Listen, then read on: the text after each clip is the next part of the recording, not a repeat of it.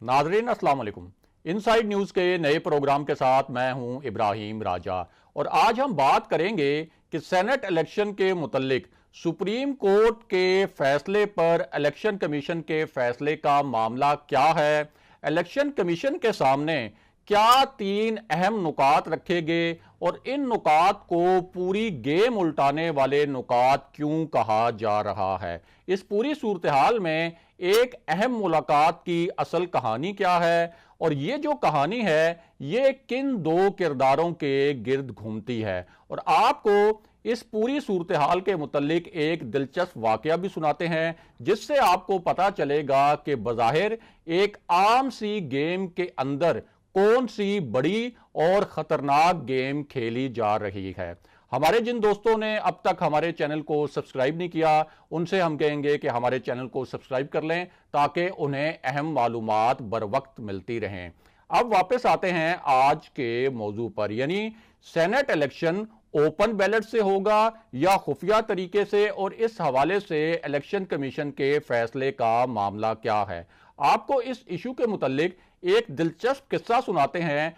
जिसमें दो पुरस्कार वाकयात हुए और इस किस्से से आपको पता चलेगा कि किसने किस नौयत की चाल चली। तो आपको बताएं कि 8 शख्सियात जो हैं वो एक जगह पर इकट्ठी हुई और ये एक बहुत अहम नौयत का इज्तिमा था। असल में ये एक हाई पावर्ड इजलास था और ये जो इजलास है ये उस वक्त बुलाया गया जब सुप्रीम कोर्ट का फैसला आया सेनेट इलेक्शन के हवाले से जो सदारती रेफरेंस हुकूमत ने दायर किया था ओपन बैलेट करवाने के हवाले से। अब इस इजलास में एक वजीर ने बहुत ही हैरान कुन बात की और ये जो वजीर साहब हैं इनका कहना था कि चीफ इलेक्शन कमिश्नर जो हैं सिकंदर सुल्तान राजा, ये साबिक वजीर आजम नवाज शरीफ के जो प्रिंसिपल सेक्रेटरी थे सईद मेहदी उनके दामाद हैं। और अपरेंटली लगता यह है इन वजीर साहब के मुताबिक कि इनका झुकाव जो है वो नून लीग की जानिब है और हमसे इनके इंतखाब में गलती हो गई। अब यहां अहम मामला यह है कि सिकंदर सुल्तान राजा का जो नाम आया था चीफ इलेक्शन कमिश्नर के लिए वो अपोजिशन की जानिब से नहीं आया था बल्कि हुकूमत की जानिब से आया था। और अपोजिशन को तो शुरू में इस नाम पर एतराज था और अपोजिशन ने 5-6 दिन के बाद इस नाम पर इत्तफाक किया था और वजीर आजम इमरान खान सिकंदर सुल्तान राजा को एक बाएतमाद ऑफिसर समझते थे और शायद अब भी एक बाएतमाद ऑफिसर समझते हैं। और इसी इजलास में उस हुकूमती कमेटी को भी तनकीद का निशाना बनाया गया जिसमें डॉक्टर शीरी मजारी भी शामिल थी, क्योंकि ये जो कमेटी थी इसने चीफ इलेक्शन कमिश्नर के नाम के हवाले से आखिरी जो तजावीज़ थी वो पेश की थी। बहरहाल आपको इसी इशू के मुतल्लिक एक और दिलचस्प और पुरस्कार वाकया सुनाते हैं और इससे आपको पता चलेगा कि एक खतरनाक नौयत की गेम के जो दो अहम किरदार हैं वो कौन हैं। तो आपको बताएं कि आसिफ अली जरदारी जो कि बहुत बज़ाहिर बीमार थे और वाकई ही कुछ ऐसी रिपोर्ट्स भी आई थी कि वो बहुत शदीद अलील हैं और उनको उनकी अलालत की बुनियाद पर जमानतों पर जमानतें मिल रही थीं, उनकी जमानतें मुस्तकिल भी हो रही थीं। वो अब सेनेट इलेक्शन से पहले कराची से घूमते घुमाते इस्लामाबाद पहुंचे हैं और बज़ाहिर वो बड़े ही हशाश बशाश नजर आ रहे हैं। अब जब वो यहाँ वो पहुंचे तो उन्होंने 3-4 अहम शख्सियात को इकट्ठा किया और उन शख्सियात को ये अल्फाज इस्तेमाल किए उनके सामने कि उन्होंने एक सरप्राइज जो है वो तकरीबन पक्का कर लिया है। और उन्होंने ये दावा किया कि कम से कम 7 अरकान ऐसे हैं जो सेनेट इलेक्शन में पीडीएम जो सरप्राइज देना चाहती है हुकूमत को उसमें पीडीएम का साथ देंगे और मुमकिना तौर पर ये तहरीक अदम एतमाद में भी पीडीएम का साथ देंगे और इस हवाले से उन्हें बहुत पॉजिटिव रिस्पांस मिला है। ये जो शख्सियात थी इनमें मौलाना फजलुर रहमान भी शामिल थे और यूसुफ रजा गिलानी भी शामिल थे। और ये जो आसिफ अली जरदारी ने दावा किया उसके बाद एक और हैरान कुन मामला भी हुआ और वो हैरान कुन मामला ये था कि वो तहरीक अदम एतमाद जिसको लाने पर मुस्लिम लीग नून भी राजी नहीं थी और मौलाना फजलुर रहमान भी राजी नहीं थे और उनके बड़े तहफ़्फ़ुज़ात थे कि ये जो तहरीक अदम एतमाद है ये नाकाम हो जाएगी और उससे पीडीएम की जो तहरीक है उसको बहुत नुकसान पहुंचेगा। लेकिन आसिफ अली जरदारी के इस्लामाबाद पहुंचने और वो जो पसे पर्दा उन्होंने मुलाकातें की और जो जोड़ तोड़ किया उसके बाद बिलावल भुट्टो और मौलाना फजलुर रहमान दोनों इतने कॉन्फिडेंट हो गए हैं कि मौलाना फजलुर रहमान ने पीपल्स पार्टी की इस तजवीज़ से इत्तफाक कर लिया है कि जो हुकूमत के खिलाफ तहरीक अदम एतमाद लानी है वज़ीर आज़म के खिलाफ पीडीएम ने, वो लॉन्ग मार्च से पहले लाई जाएगी, क्योंकि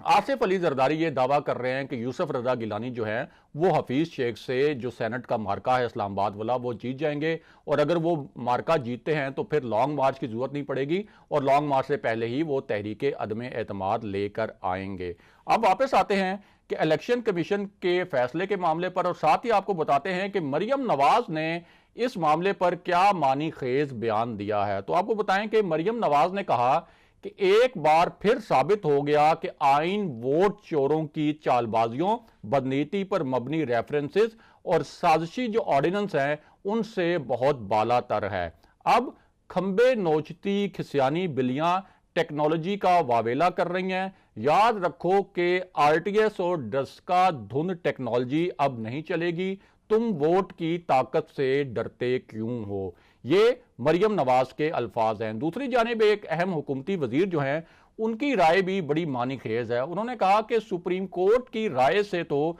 बज़ाहिर यही लगता है कि सेनेट इलेक्शन आइन के आर्टिकल 226 यानी आइन के आर्टिकल 226 के तहत सीक्रेट बैलेट के तहत ही होंगे, यानी खुफिया बैलेटिंग ही होगी। लेकिन मुअज़्ज़ज़ जज साहिबान ने यह निशानदेही भी की है कि इलेक्शन को शफाफ बनाने के लिए टेक्नोलॉजी का इस्तेमाल होना चाहिए। अब वापस आते हैं इलेक्शन कमीशन के फैसले के मामले पर, और आपको सुप्रीम कोर्ट के फैसले का जो अहम तरीन हिस्सा है वो भी मुख्तसरन आसान अल्फाज में समझा देते हैं। तो आपको बताएं कि अदालत ने अपनी राय में कहा कि सेनेट इलेक्शन ओपन बैलेट से नहीं करवाए जा सकते, लिहाजा इंतखाबात कानून के बजाय आइन के तहत होंगे, यानी सदारती ऑर्डिनेंस जो एक कानून है उसके बजाय आइन के तहत होंगे। लेकिन इसके अलावा यह भी कहा सुप्रीम कोर्ट ने कि इलेक्शन कमीशन शफाफ इंतखाबात के लिए तमाम इकदाम कर सकता है। इंतखाबी अमल से करप्शन खत्म करना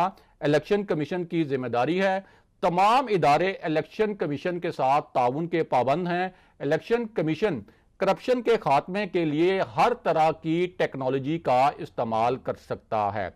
इसके अलावा अदालते उज़्मा का जो ये फैसला है उसमें एक बड़ा ही दिलचस्प ट्विस्ट है, और वो ट्विस्ट ये है कि इलेक्शन कमीशन के पास ये अख्तियार है कि वो करप्ट प्रैक्टिस के खिलाफ कार्रवाई करे, यानी अगर कोई धोखाधड़ी हो, कोई फ्रॉड हो तो उसके खिलाफ कार्रवाई करे। तमाम एग्जीक्यूटिव अथॉरिटीज इलेक्शन कमीशन से ताउन की पाबंद हैं, और इलेक्शन कमीशन 218(3) के तहत करप्शन रोकने के खिलाफ इकदाम करे। इसके अलावा सुप्रीम कोर्ट ने जो अहम तरीन अपना इस राय में उसका हिस्सा था, जो सबसे जिसको कहा जा रहा है कि कलीदी हिस्सा इस फैसले का, वो ये था कि सुप्रीम कोर्ट ने कहा कि इससे पहले भी अदालत उज़्मा अपने फैसले में ये करार दे चुकी है कि सीक्रेसी कभी भी मुतलक नहीं हो सकती और वोट हमेशा के लिए खुफिया नहीं रह सकता, यानी वोट जो डलना है वो हमेशा के लिए उसको खुफिया नहीं रखा जा सकता, और वोटिंग में किसी हद तक सीक्रेसी हो सकती है, लेकिन इसका तयन करना भी इलेक्शन कमीशन का काम है, और यह फैसला भी इलेक्शन कमीशन ने ही करना है। अब एपरेंटली यानी बज़ाहिर तासुर यह है कि वोट जब डाला जाएगा उस वक्त तो वोट वो एक खुफिया तरीके से डाला जाएगा और वो जो सीक्रेट बैलेट होगा वही होगा, लेकिन बाद में मुमकिन है कि इससे शनाख्त किया जा सके, और अगर जरूरत पड़े तो इलेक्शन कमीशन ये इकदाम कर सकता है कि वो जो वोट है बाद में काबिल शनाख्त हो। ये जो सुप्रीम कोर्ट का फैसला है इससे बज़ाहिर ये तासुर मिलता है। अब इलेक्शन कमीशन जो है ये बॉल जो है उसके कोर्ट में है, और इलेक्शन कमीशन के लिए अब मसला ये है कि इलेक्शन में रह गया है सिर्फ एक दिन। 3 मार्च को सेनेट का इलेक्शन होना है, और उससे पहले अगर वो बैलेट पेपर पे एक मसला बनता है कि जी बार कोड्स, अगर वो इसकी शफाफियत को यकीनी बनाने के लिए कहें कि उसके ऊपर बार कोड लगाए जाएंगे या कोई और सिक्योरिटी फीचर्स जो हैं वो अगर बैलेट पेपर के ऊपर शामिल किए जाएं, तो इलेक्शन कमीशन के पास जो है वो वक्त बहुत कम रह गया है। और इस हवाले से बहुत अहम बात यह भी है कि मुस्लिम लीग नून जो है उसने एक प्रेस कॉन्फ्रेंस भी की है इलेक्शन कमीशन के ऑफिस के सामने, और उसमें उन्होंने ये कहा है कि सुप्रीम कोर्ट का जो फैसला है वो तो असल में जो सदारती रेफरेंस था हुकूमत का उसके खिलाफ आया है। इसलिए अब इलेक्शन कमीशन के पास कोई ऑप्शन नहीं है कि वो इसको ओपन बैलेट के जरिए करवाए इस इलेक्शन को। लेकिन अब इलेक्शन कमीशन क्या कर सकता है? एक दिन रह गया इलेक्शन कमीशन के पास, तो इलेक्शन कमीशन के पास अपने फैसले के हवाले से ये ऑप्शन है कि वो कोई इस हवाले से हंगामी फैसला करे, हंगामी ऐलान करे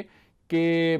इस पूरे प्रोसेस को कैसे शफाफ बनाने के लिए उनके पास क्या सिक्योरिटी फीचर हैं, या फिर वो इस मामले को कल सुप्रीम कोर्ट में लेके जाए और सुप्रीम कोर्ट से पूछे कि इसकी आप वजाहत करें, ये जो फैसले में जिसकी तशरीह हुकूमत को छोड़ कर रही है और अपोजिशन को छोड़ कर रही है, तो इस पर एक हतमी राय दी जाए और बताया जाए कि इलेक्शन कमीशन को डायरेक्टिव दिया जाए कि इलेक्शन कमीशन इस आपके फैसले को किस तरीके से इंप्लीमेंट करे। और कल अगर वो फैसला आता है कि नहीं, ये इस पे कोई बार कोड वगैरह लगाए जाएं इलेक्शन कमीशन बैलेट पेपर्स के ऊपर, तो फिर ये इलेक्शन जो है डिले भी हो सकता है। अगले प्रोग्राम तक के लिए खुदा हाफिज।